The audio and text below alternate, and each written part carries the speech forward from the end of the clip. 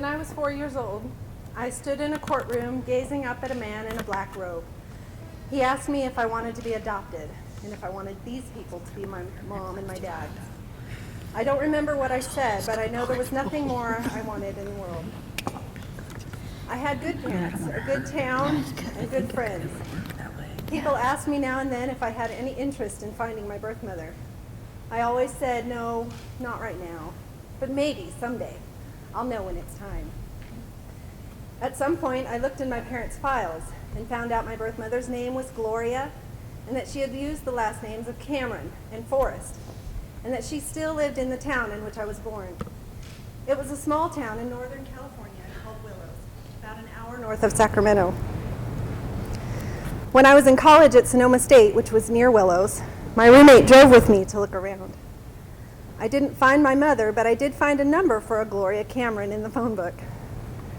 I sat on it for a few months before I finally worked up the nerve to call. A woman answered, "Hello? Hi, is this Gloria?" "Yes." "I'm sorry, wrong number." It wasn't time. At 21, I was living back at home with my parents in San Diego. And one night I had a really unusual dream.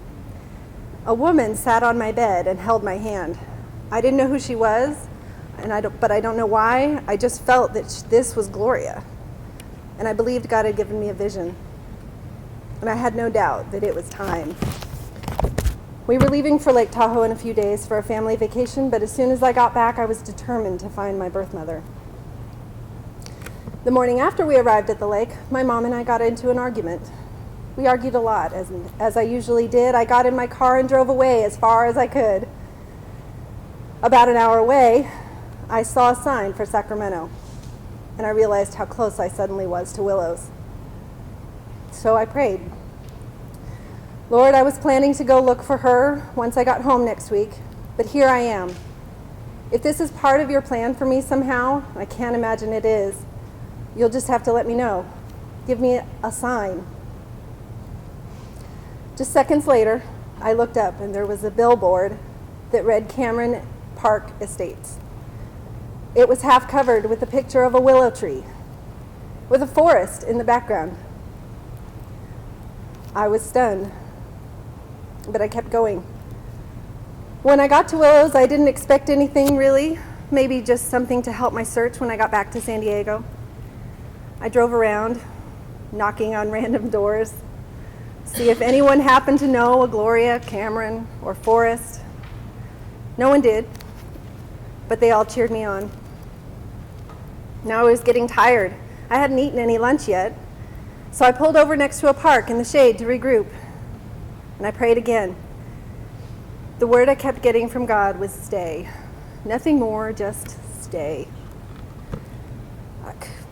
So I took a breath. I looked up, and I laughed. Across the street, on the porch of a little house, was a cute little wooden sign that read, Forest.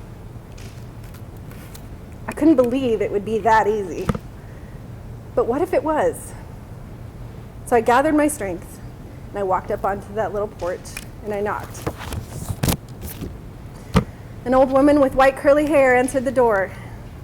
Suddenly intimidated, I backed up a step, and I asked cautiously, "Hi, do you happen to know anyone named Gloria?"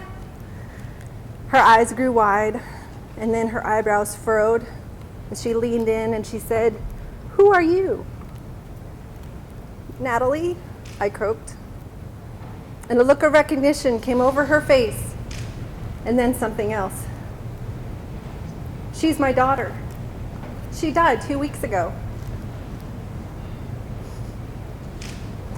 So I'm missing a lot of details after this point.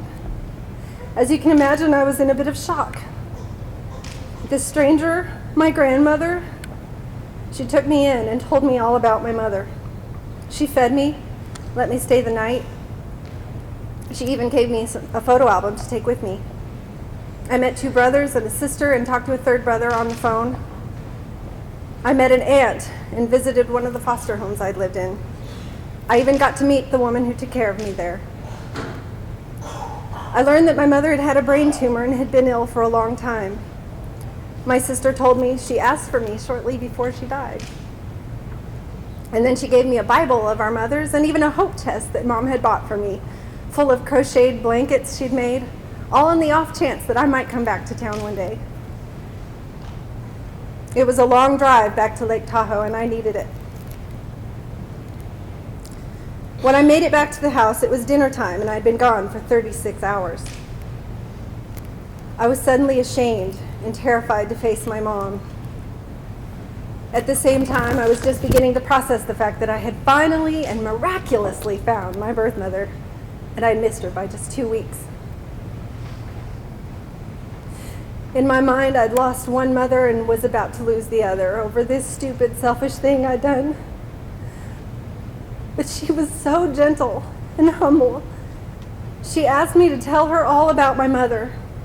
She let me show her the photo album, and she never scolded me for running off for a day and a half, 500 miles from home. In that moment, she was my mom, my only mom, and the very mom I